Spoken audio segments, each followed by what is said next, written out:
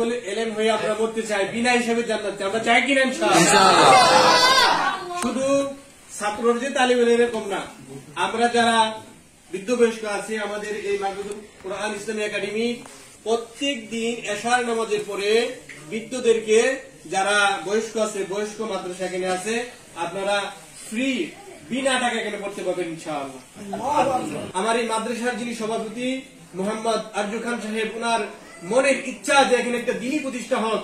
আমি এই জন্য এই আমার শ্রম এবং মেধা, বিশেষ করে আমাদের খতিব সাহেব এখানে আছে এবং তার বড় ভাই এখানে আছে, ওনাদের পরামর্শ নিয়ে, আমাদের শাইখের পরামর্শ নিয়ে ইনশাআল্লাহ এই মাদ্রাসাকে সামনে নিব। এবং আমার সাথে আপনারা থাকতে রাজি আছেন কিনা ইনশাআল্লাহ? ভাইরা আমার হুজুর একটা কথা বলেছে যে টাকা সবাই দিতে পারে, কিন্তু মেধা, এরপরে ছেলে মেয়ে সন্তান এগুলা দিতে পারে না। আমি আপনাদের কাছ থেকে আপনাদের সন্তান চাই, 5টা ছেলে থাকে একটা ছেলে চাই, 5টা মেয়ে থাকে একটা মেয়ে চাই এই মাদ্রাসার জন্য। ইনশাআল্লাহ এই মেয়ে এই ছেলে আপনার নাজাতের ফয়সালা করে দিবে আল্লাহ রাব্বুল আলামিন।